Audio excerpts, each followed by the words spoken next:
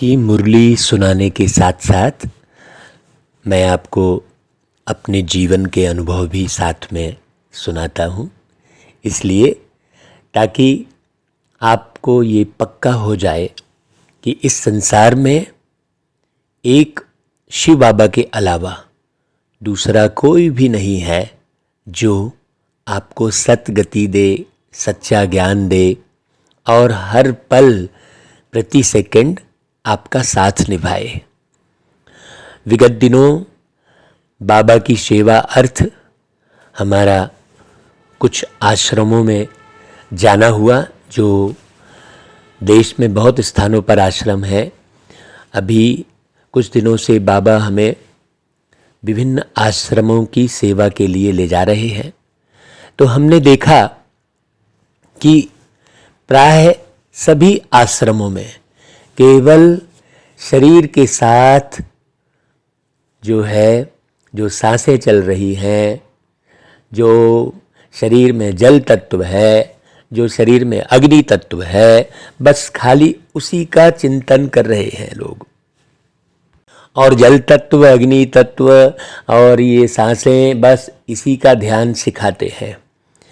शरीर से अलग चैतन्य, एक आत्मा, अलग सत्ता है, उसका अलग स्वरूप है, उसका अस्तित्व है और वो किस प्रकार से जीवन जीती है, ये बात पूरे कहीं पर भी नहीं है। जबकि सच्चाई क्या है कि भाई तुम शरीर नहीं हो, तुम एक आत्मा हो और आत्मा ही मन के द्वारा सोचने का कार्य करती है।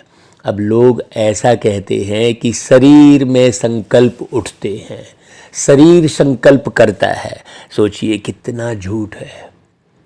और झूठे ज्ञान के सहारे लोग शांति पाना चाहेंगे, आनंद पाना चाहेंगे, तो वो क्षण भर का वो गीत संगीत बजा के शांति और आनंद का अनुभव कर लेते हैं। उसके बाद बस वही निंदाचारी, वही पश्चाताप, ये हम देखते आ रहे हैं। तो बाबा की मुरली इस संसार में, बाबा की मुरली के अलावा दूसरा कोई साहित्य नहीं है जो मनुष्य आत्मा को सुख शांति से संपन्न कर सके, जो अशरीरी बना सके। एक बाबा है जो ब्रह्मा के तन में प्रवेश करके और हमें जो ज्ञान सुनाते हैं वो इस दुनिया से बिल्कुल अलग दुनिया का ज्ञान है। अभी आप देख रहे हैं प्रत्यक्ष में। हाँ, लोग बस खाली प्रयास कर रहे हैं, कहते हैं हाँ बस इससे हो जाएगा, ये सांसों का ध्यान करेंगे तो हो जाएगा, वो जठराग्नि का ध्यान करेंगे, वो क्या अन्न कोश और अग्नि कोश और पता नहीं क्या क्या मने सुनाते सिखाते हैं। जब हमने बाबा का ज्ञान सुन लिया है तो हमें लगता है कि पता नहीं ये लोग क्या क्या कर रहे हैं बेचारे। अब सोचने की बात है कि जब शरीर में आत्मा नहीं होगी तो कौन सी शुगर की बीमारी शरीर को टेस्ट करेंगे आप? कौन से ब्लड प्रेशर की बीमारी टेस्ट करेंगे शरीर में आप? आत्मा जब तक है तब तक जमाने भर की बीमारी आप टेस्ट करते हैं, उसका इलाज करते हैं। क्यों ना हम आत्मा को मजबूत बना लें, क्यों ना हम अपने संकल्पों को मजबूत बनाएं, क्यों ना हम ऐसे ज्ञानी हो जो गलत चीज़ खाएं ही ना, इस शरीर को खिलाएं ही ना, है कि नहीं भाई? तो खान पान, रहन सहन, बोली वाणी, दृष्टि वृत्ति, सब का ज्ञान एक बाबा बताते हैं। अब देखिए बाबा कहते हैं ना भाई कि देखो बच्चे, सतयुग में आप फलों का रस ही पिएंगे। ऐसे गार्डन में जाएंगे और फल तोड़ेंगे और उसका रस पिएंगे। ये बता रहे हैं ना हेल्थ के लिए बाबा। बाबा हेल्थ के लिए बोल रहे हैं ना कि भाई सतयुग में बच्चे तेल मिल नहीं होगी। अब तेल मिल नहीं होगी का अर्थ क्या हुआ? तेल मिल नहीं होगी मतलब आप तेल का उपयोग मत कीजिए। बाबा इशारों में समझा रहे हैं कि बच्चे सतयुग में शुगर मिल नहीं होगी। शुगर मिल नहीं होगी मतलब आप शक्कर का उपयोग मत कीजिए। लेकिन बस अशरीरी का ज्ञान सुन लिए, लेकिन हमने प्रैक्टिकल में अपने जीवन में जो बाबा बातें बता रहे हैं उसे ना तो समझे और ना हम धारण किए। बाबा की मुरली में हेल्थ, वेल्थ, हैप्पीनेस तीनों हैं और परफेक्ट है। तो आत्मा को ये समझ जब आ जाएगी, जब आत्मा उल्टा सीधा व्यवहार नहीं करेगी, उल्टा सीधा खाएगी पिएगी, नहीं तो शरीर क्यों बिगड़ेगा भाई। अभी तो जन्म जन्मांतर उल्टा सुल्टा खाने की आदत, शरीर को बिगाड़ने की आदत, गलत व्यवहार करने की आदत पड़ी हुई है आत्मा में। वो आदत छूटे कैसे? परमात्मा से संबंध बनाने में। वो आदत छूटे कैसे? अपने को अशरीरी बनाने में। तो इसलिए आज की मुरली में बाबा क्या बोलते हैं? मीठे बच्चे, बाप आए हैं तुम बच्चों को आप समान अशरीरी बनाने। जब तक तुम अशरीरी बनो तब बाप के साथ चल सको। हाँ, जब तक तुम अशरीरी नहीं बनोगे तब तक बाप के साथ चल नहीं सकोगे। मतलब शिव बाबा के जैसा व्यवहार नहीं बना सकोगे, शिव बाबा के जैसे ज्ञानी नहीं बन सकोगे। तो ज्ञानी बनने के लिए अशरीरी बनने का पुरुषार्थ करना चाहिए। देखो कल है ना, वो यही बात कह रहे थे ना, यही समझा रहे थे। देखो आज मुरली में वही बात आ गई। कल शाम को जो है क्लास जैसी हो रही थी उसमें यही बात बता रहे थे, और मुरली में भी देखो आज वही बात आ गई। अशरीरी का ज्ञान कोई सुनाता ही नहीं है? आत्मा को मजबूत बनाने की बात कोई करता ही नहीं है सारी दुनिया में, एक बाबा के सिवाय। तो बाप के किस फरमान पर चलने वाले निरंतर योगी बन सकते हैं? अब वो योग लगाकर बैठे हैं, कोई हठ योग कर रहा है, तो कोई सहज योग कर रहा है, तो कोई जो है सांसों के साथ जुड़ के योग कर रहा है, तो कोई जो है गीतों के साथ जुड़ के कर रहा है। फंसे तो हैं ही, उलझे हुए हैं। बाप का पहला फरमान है कि बच्चे इस देह को तुम्हें भूलना है। देखो है, इतनी ऊंची बात दुनिया में कहीं नहीं है। हम तो ढेर आश्रमों में बाबा हमको सेवा के लिए ले जा रहे हैं, हम देखे हैं। बाबा कहते हैं इस देह को भूल अपने को आत्मा निश्चय करो तो बाप की याद निरंतर रहेगी। वास्तव में योग क्या? योग माने संबंध, जोड़ किसका? आत्मा में उपस्थित जो मन है, जो अदृश्य है, जो बुद्धि है, वो भी अदृश्य है। जब व्यक्ति कर्म करता है, बोलता है, तो उसकी बुद्धि का पता लगता है ना। बाकी बुद्धि तो है ना भाई, कोई किसी में कम बुद्धि है, किसी में ज्यादा बुद्धि है, तो उस बुद्धि का योग अर्थात बुद्धि का संबंध किसके साथ है, ये समझने की बात है। बुद्धि का संबंध शरीर के साथ ही रहेगा तो वो आत्मा जब शरीर छोड़ेगी तो अंतमति सोगति। जब आत्मा शरीर छोड़ के निकल गई उसके बाद तो उसको नया समझाने सुनाने वाला कोई रह नहीं गया। तो जो शरीर में रहकर आत्मा ने बुद्धि हासिल की है उसी के आधार पर तो आगे की गति लेगा। वो सोचने की बात है। और उसे यहाँ के जो गुरु गोसाई, जो ऋषि मुनि बने बैठे हैं, बड़े बड़े आश्रम खोल के बैठे हैं, वो केवल शरीर तक पुरुषार्थ कराते रहते हैं। अब कराएंगे करते रहते हैं और जीवन भर वही पुरुषार्थ कराते हैं। या तो उन्हें मालूम ही नहीं है, या तो मालूम होते हुए भी व्यापारिक बुद्धि बन चुकी है, ऐसा कह सकते हैं। तो सदैव एक ही पाठ पक्का करो। बाबा कह रहा है देखो कि मैं आत्मा निराकारी दुनिया की रहने वाली हूं, ये पाठ पक्का करो। इससे तुम्हारा देह अहंकार खत्म हो जाएगा। भाई देह का अहंकार तो बना ही रहता है ना, थोड़े समय के लिए बस शांति मिल गई, थोड़े समय के लिए समझ आ गई, लेकिन पूरा ज्ञान तो नहीं मिला ना। तो बाबा कहते हैं बुद्धि में किसी भी देहधारी की याद ना आए। भाई कहाँ याद ना आए? बुद्धि में, अर्थात किसी के भी प्रति आप बुद्धि मत चलाओ। मन से सबको प्रेम करो, मन से सबकी सेवा करो, लेकिन किसी भी देहधारी में बुद्धि मत चलाओ है कि ये ऐसे सुधर जाएगा, कि इसको ऐसा बोलेंगे, ये मेरे बारे में ऐसा सोच रहा होगा है। अपनी बुद्धि किसी देहधारी में मत लगाओ कि ये ऐसा है, इसका दिमाग ऐसा है। जनरली व्यक्ति क्या करता है, जनरली व्यक्ति क्या करता है, व्यक्तियों में बुद्धि लगाता बैठा रहता है। जबकि बुद्धि कहाँ लगाना है हमको, प्यारे बाबा में। और हर एक व्यक्ति यही करता है, वो ज्ञान में चल रहा होता है तो भी, और नहीं चल रहा होता है तो भी, वो बुद्धि का योग किधर लगाया रहता है, देहधारी में। बाबा क्या बोल रहे हैं, बुद्धि में किसी भी देहधारी की याद ना आए। अब याद ना आए मतलब आप बुद्धि मत चलाओ, याद ना आए मतलब किसी व्यक्ति की बात ही ना करो, ऐसा भी नहीं है, है ना भाई। नहीं तो कोई कहे नहीं यार फिर काम कैसे चलेगा, नहीं ऐसी बात थोड़ी है। लेकिन आप बुद्धि लगाते हो, बुद्धि को स्ट्रेस करते हो, बुद्धि में तनाव देते हो किसी व्यक्ति के व्यवहार के कारण, है ना, उसको बदलने का प्रयास करते हो सामने वाले को कि ये बदल जाए तो अच्छा हो, इसका व्यवहार ठीक हो जाए तो अच्छा, ऐसे बुद्धि लगाते हो।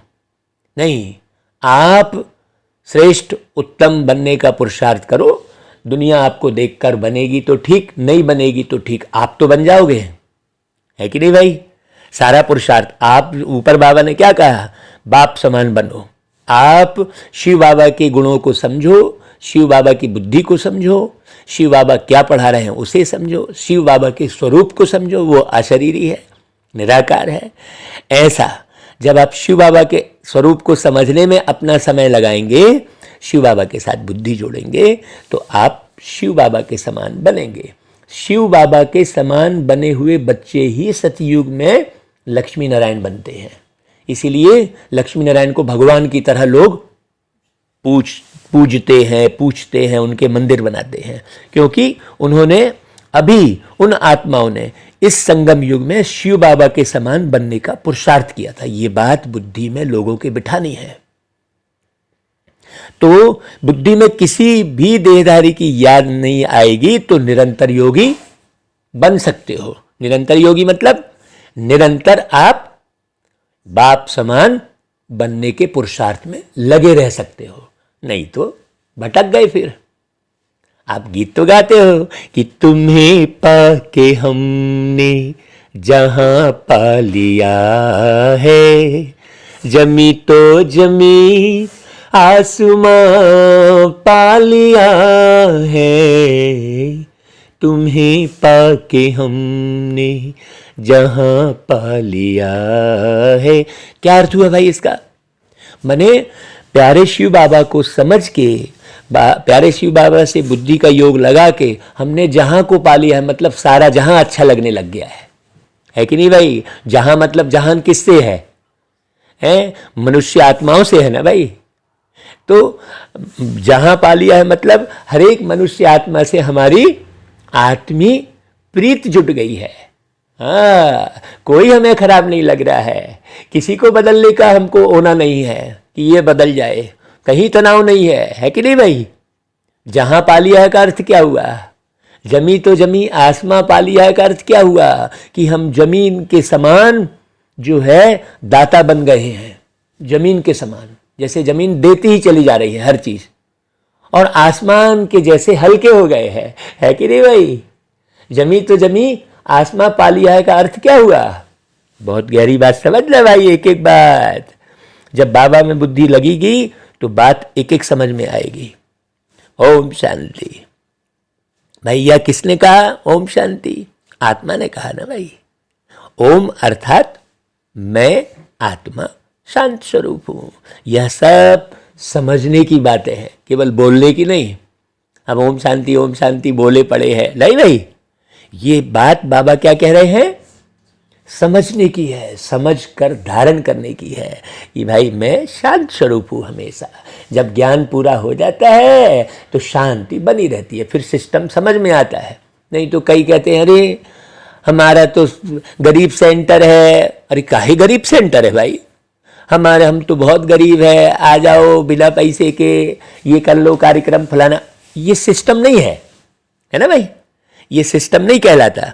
जो सिस्टम है उस सिस्टम पर व्यक्ति चले। गरीब क्यों हो भाई, आपको इतना बड़ा धनी परमात्मा शिव बाबा मिला है, क्या आपको उस पर निश्चय नहीं है? निश्चय नहीं है क्या? सोचने की बात है। आप अभी अपने को आत्मा ही नहीं समझ रहे हो।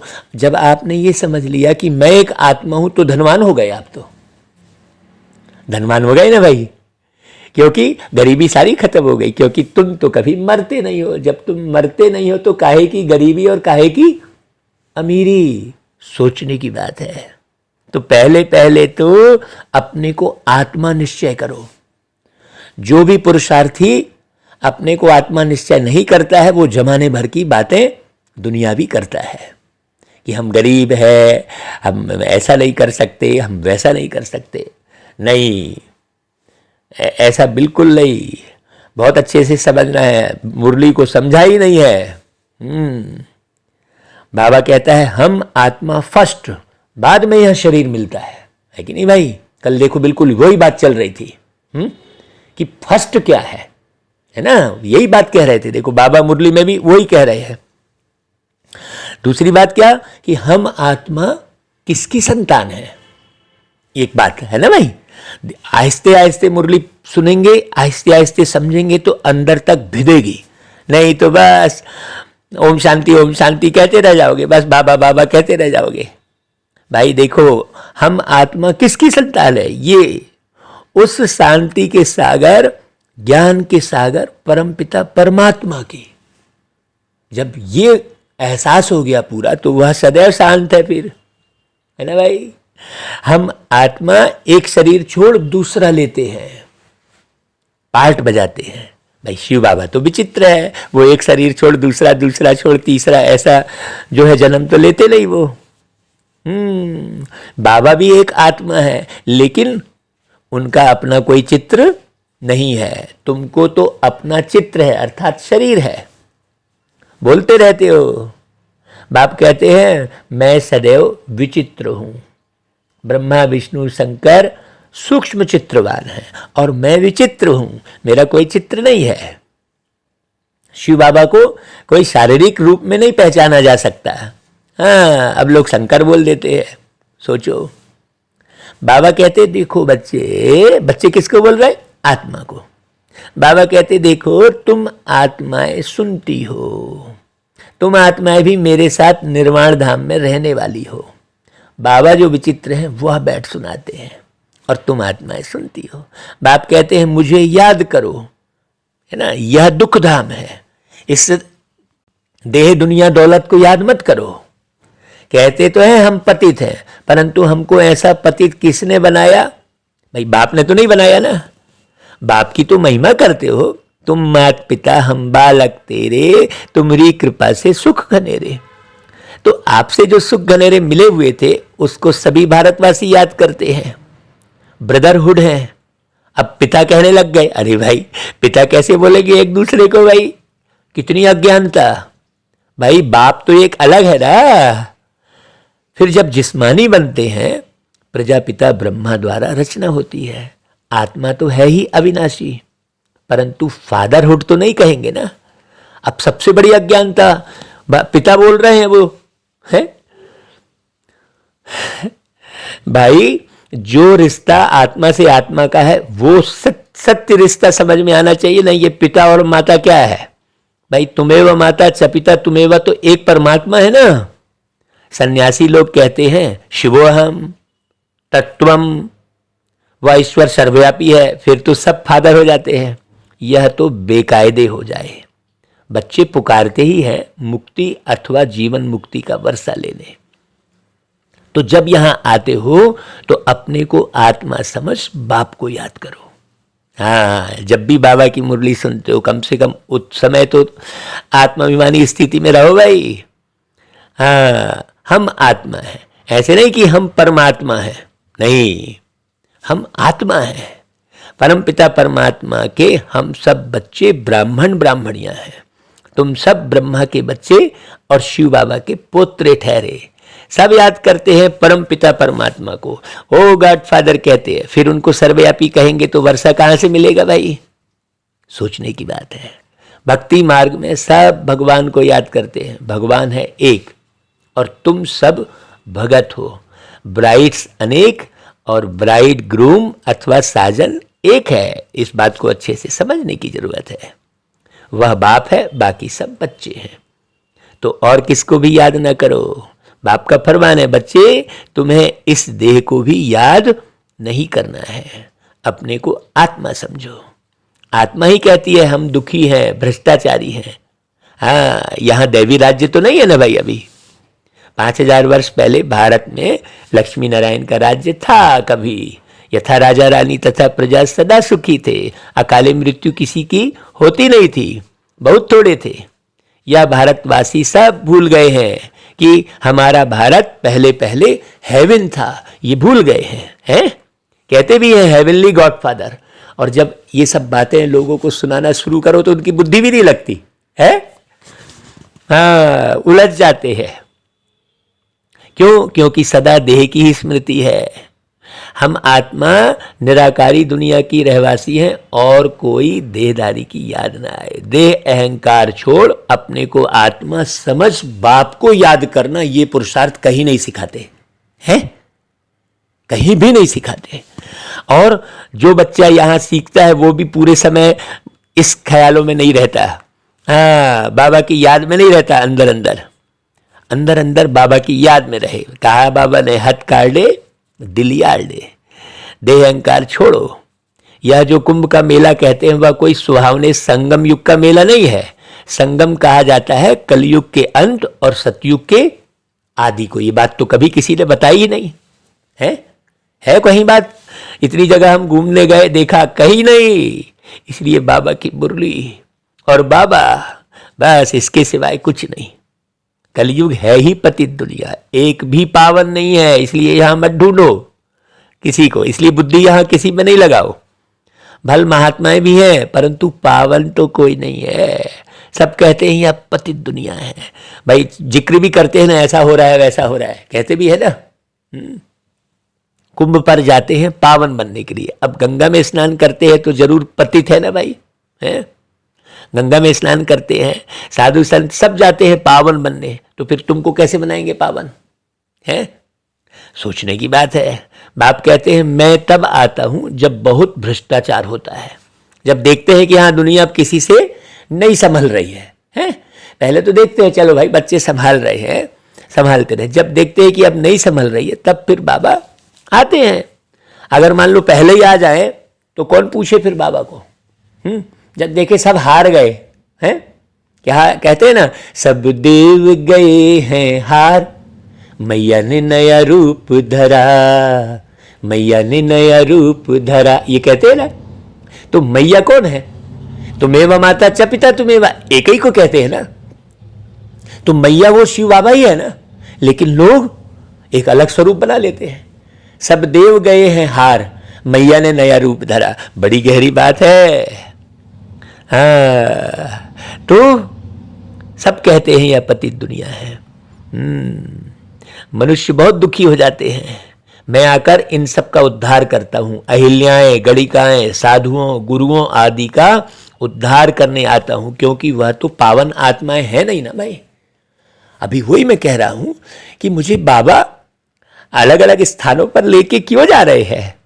हाँ, क्योंकि भाई हम तो निमित्त मात्र है, करण करावलहार तो बाबा है। बाबा को कोई ना कोई तो बच्चा अच्छा पढ़ा लिखा हुआ चाहिए ना भाई सेवा के लिए। बाबा तो निराकार है ना, तो साकारी दुनिया में ज्ञान को कौन प्रत्यक्ष करेगा?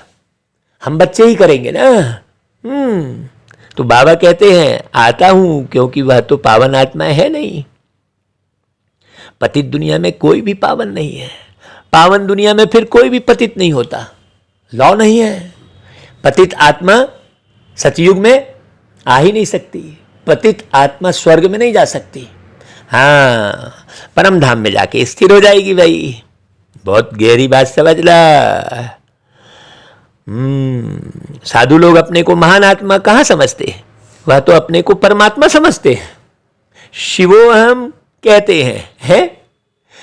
प्राचीन महात्माएं आदि तो कहते थे परमात्मा बेअंत है, ऐसा कहते थे। और अभी क्या कहते हैं? शिवोहम, वह रचता और उसकी रचना बेअंत है। तो फिर निर्वाण धाम कैसे ले जाएंगे भाई? सोचने की बात है।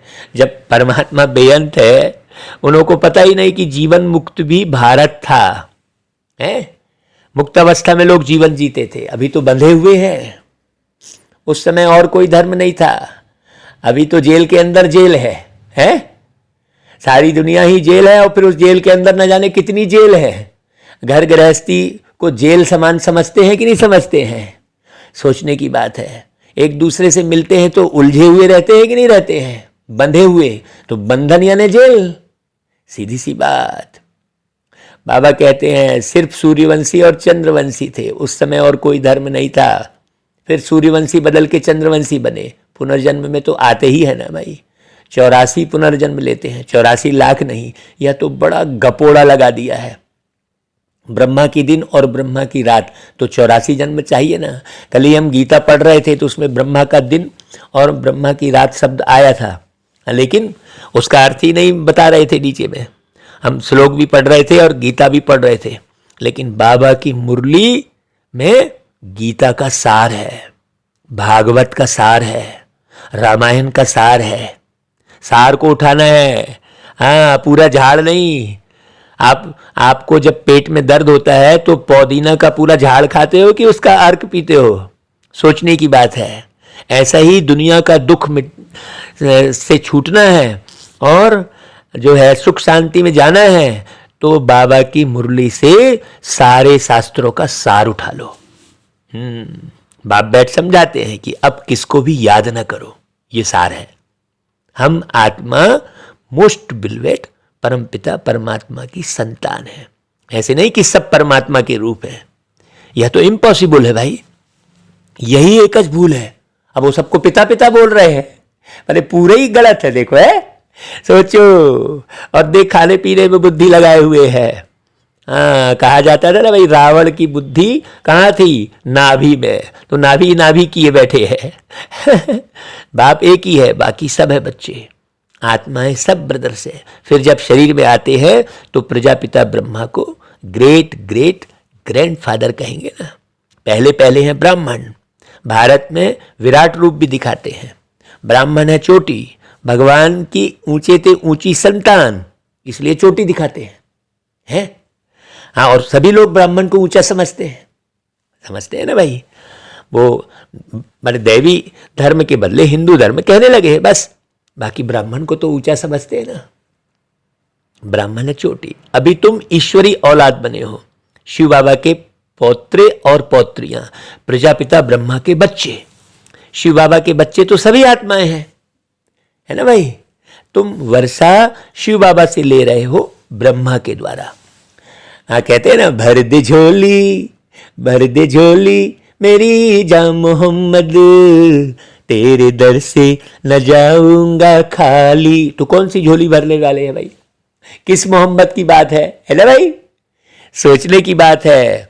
मोहम्मद अर्थात जो मोह से परे है, हाँ, जो मद से परे है?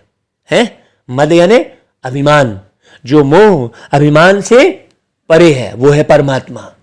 है बड़ी गहरी बात समझने की, लेकिन हम बस धर्म के चक्कर में आ जाते हैं। हमने यदि ये गीत गा दिया तो कहेंगे वाह, ये मुस्लिम धर्म की बात कर रहे हैं। बुद्धि ही पूरी भ्रष्ट है?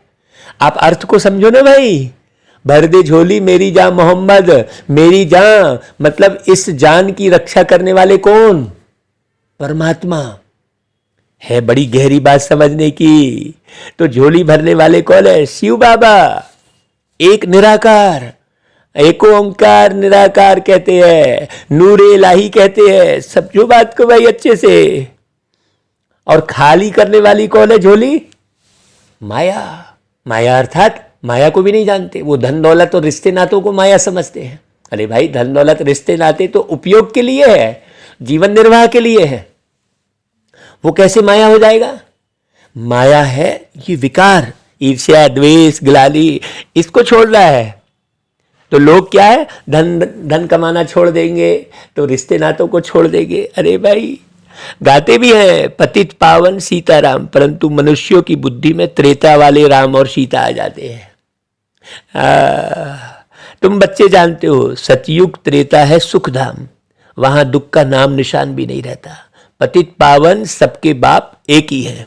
अब भाई, ये मुरली आप नए व्यक्ति को भी भेजिए, उसकी बुद्धि खुलेगी।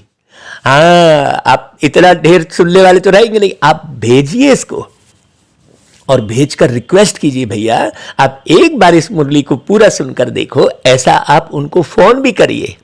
अभी सोशल मीडिया चालू है, एक समय आएगा जब ये आपके हाथों से सोशल मीडिया हट जाएगा।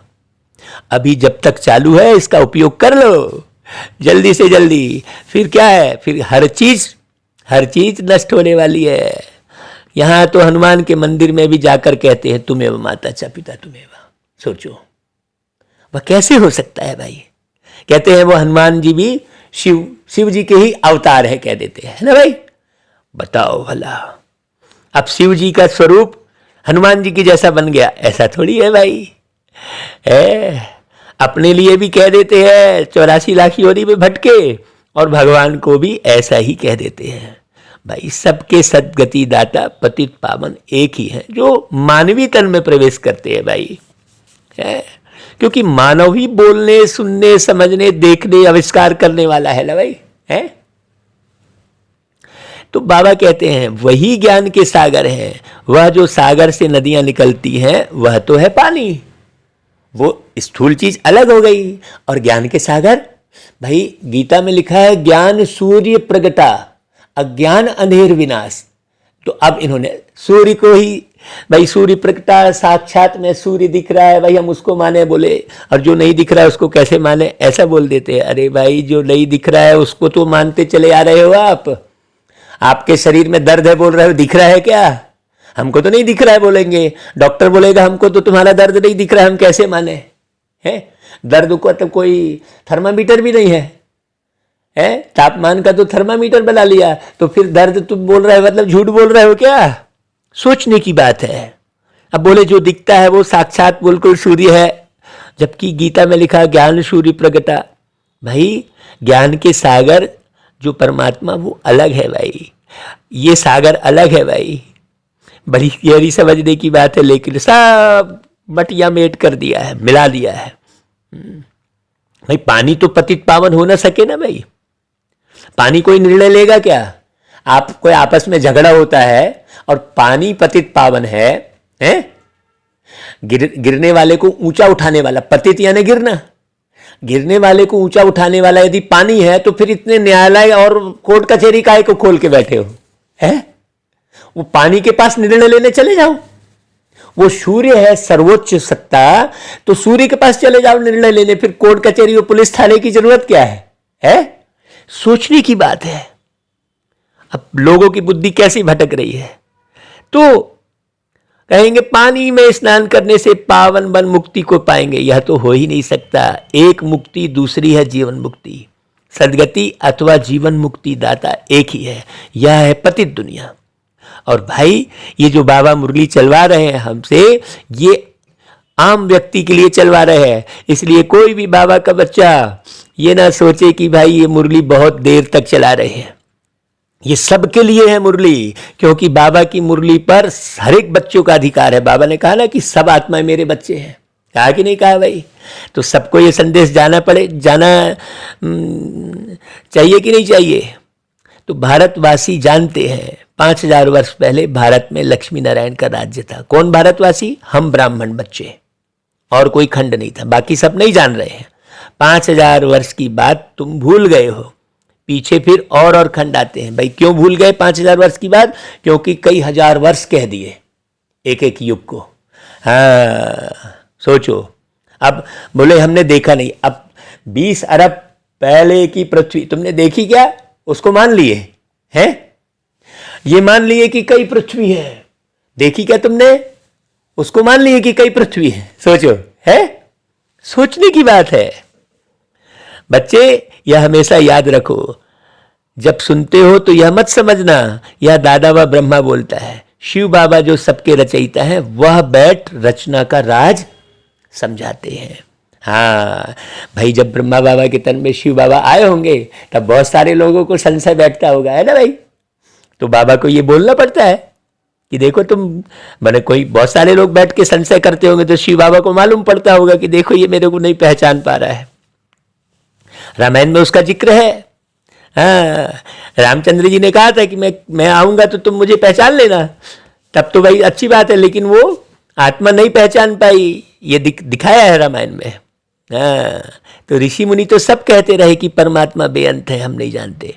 आस्तिक तो तुम ब्राह्मण हो जो निश्चय करते हो कि बाबा हमको अपनी और रचना की नॉलेज देते हैं, त्रिकालदर्शी बनाते हैं।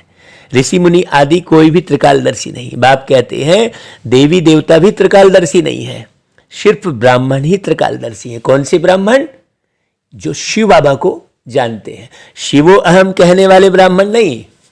हाँ भाई, मैं शिव कभी नहीं हो सकता ना भाई, शिव का बच्चा हूं, शिव थोड़ी कहलाने लग जाऊंगा। कितना अंधकार है भाई दुनिया में, वाकई में अज्ञान का अंधेरा भरा पड़ा है। बाबा कहते हैं यह ब्राह्मणों की चोटी है, ब्राह्मणों से नई रचना होती है, तुम हो सबसे उत्तम। समझे भाई? बाबा के बच्चे अभी आपस में झगड़ो नहीं, आपस में तू मैं नहीं करो, मेरा मेरा तेरा तेरा, अभी तो खूब कर रहे हो। बाबा स्पष्ट कह रहे हैं भाई तुम हो सबसे उत्तम, तुम बाप की श्रीमत पर भारत को श्रेष्ठ से श्रेष्ठ बनाते हो। श्रीमत भगवान शिव बाबा की है, ना कि कृष्ण की। कृष्ण पतित पावन नहीं है भाई, उन्हें तो श्याम कह रहे हो ना, स्पष्ट बात है, श्याम यानी काला है।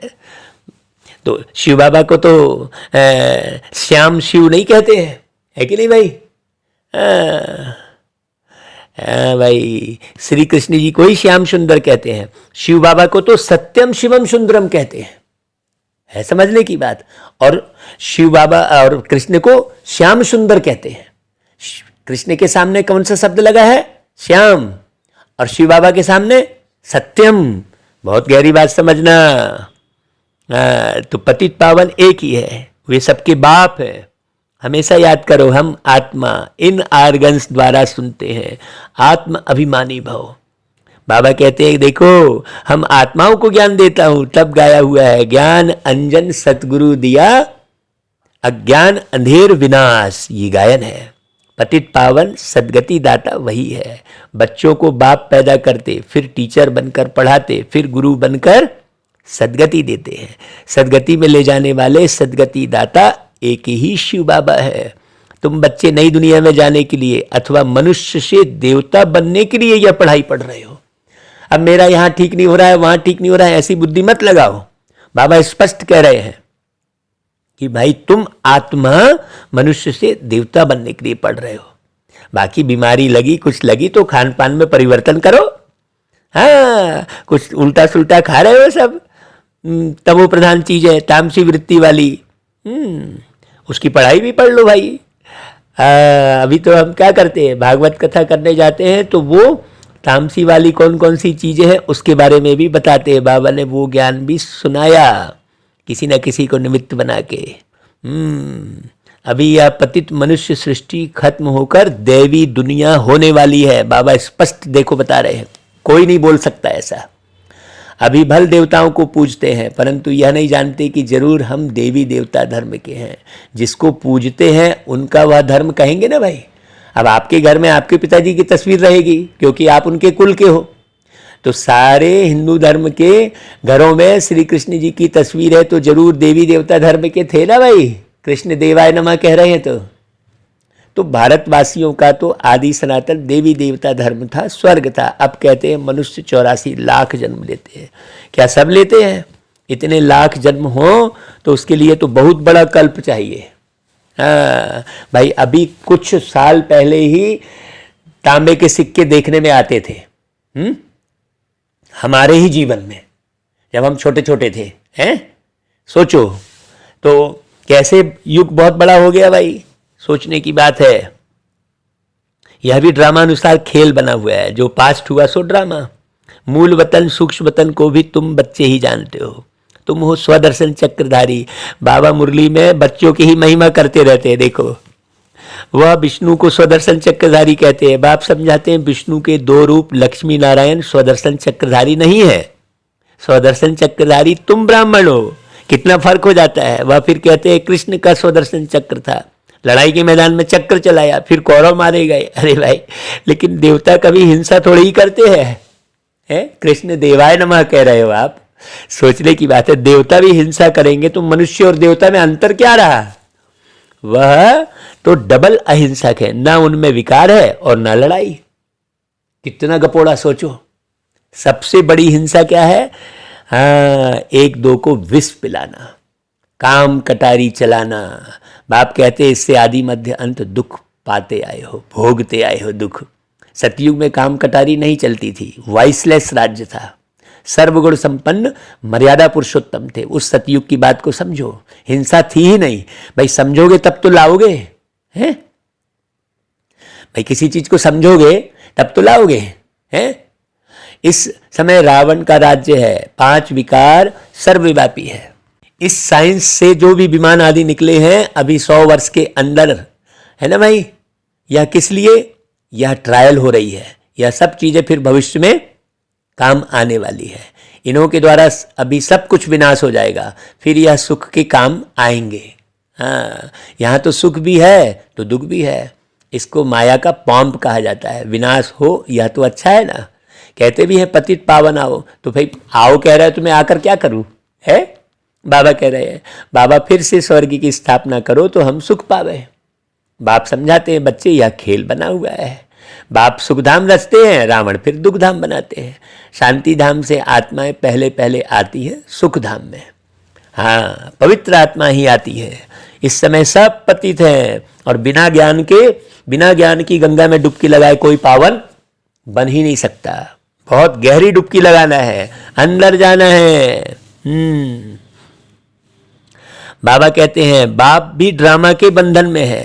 हाँ, अब उसको वो श्री कृष्ण जी को ओखली के बंधन में बांधता हुआ दिखा दिए, है ना भाई। हाँ, जबकि बाबा ड्रामा में बंधायमान है। बाप कहते हैं जब सब दुखी हो जाते हैं तभी मुझे आना पड़ता है। कलयुग अंत और सतयुग आदि का यह संगम है। भाई दुनिया में भी जब बच्चा खेलते खेलते गिर जाता है, धूल में सन जाता है, तब नीचे झुककर बाप गोदी में उठाता है ना भाई। जब खेलता रहता है तब थोड़ी बाप उठाता है उसको, खेलते देखता है बड़े अच्छे से, है ना भाई।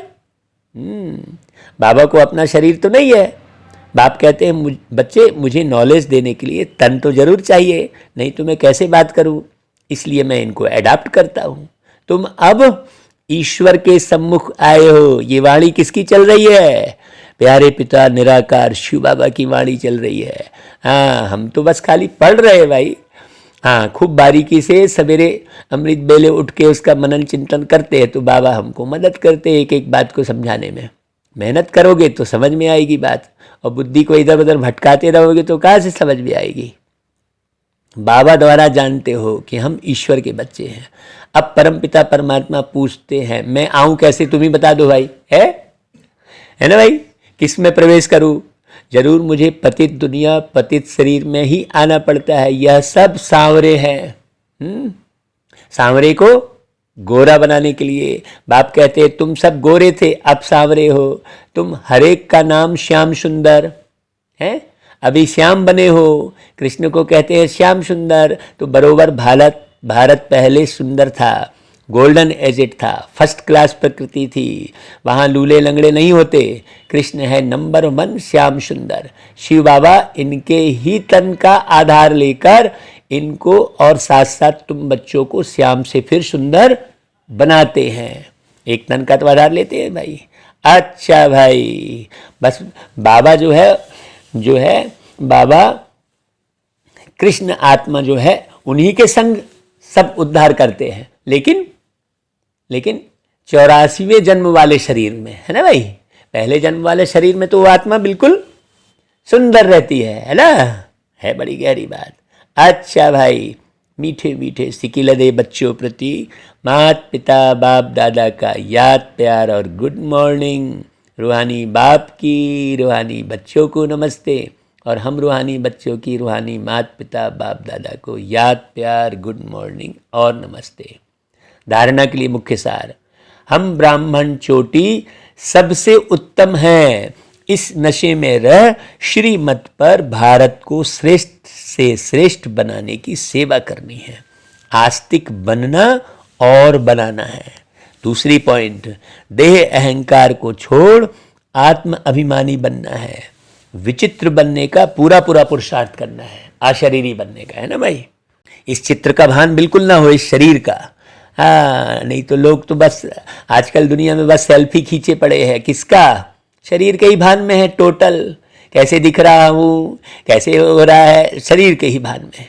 आंखें कैसी दिख रही है, नाक कैसी दिख रही है, या तो सारी दुनिया में बस वो सेल्फी वाला भान है, सेल्फिश हो गए हैं, स्वार्थी, तो सेल्फी खींचते हैं, या तो फिर वो ध्यान करने वाले क्या ध्यान कराते हैं, वही सांस, वही जल तत्व, मुख का पानी, बस उसी में ही ध्यान करते बैठे रहते हैं।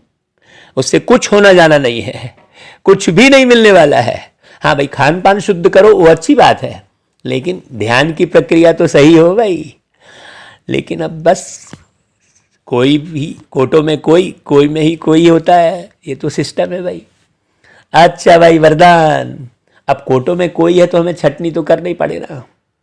कोटों में कोई है तो करोड़ों को तो सुनाना पड़े ना भाई, है समझाना पड़े, क्योंकि वो छुपे हुए हैं, उनको निकालना पड़े तो मेहनत तो बहुत लगेगी भाई। हाँ, जैसे गेहूं में बहुत सारे कंकड़ होते हैं तो उसको अलग करने में मेहनत लगती है कि नहीं, पहचानना पड़ता है ना भाई, ये कंकड़ है, ये गेहूं है। आजकल तो जैसा अनाज है वैसे ही जो है कंकड़ भी मिला देते हैं। चावल में बिल्कुल सफ़ेद कलर का उसी आकार का कंकड़ मिलाएंगे, तुम छांट भी नहीं पाओगे। ऐसी ही दुनिया है ना भाई, सब एक जैसे दिखते हैं। हाँ, छांटना बहुत जरूरी है ना भाई, समझना। अच्छा भाई वरदान, श्रेष्ठ पुरुषार्थ द्वारा हर शक्ति व गुण का अनुभव करने वाले अनुभवी मूर्त भव, सबसे बड़ी अथॉरिटी अनुभव की है। हाँ, अब बाबा जगह जगह ले जाके अनुभव करा रहे हैं ना भाई।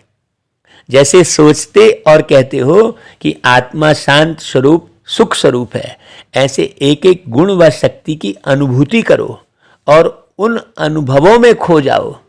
जब कहते हो शांत स्वरूप, तो स्वरूप में स्वयं को, दूसरे को शांति की अनुभूति होनी चाहिए, है ना भाई। हाँ, शक्तियों का वर्णन करते हो लेकिन शक्ति व गुण समय पर अनुभव में आए।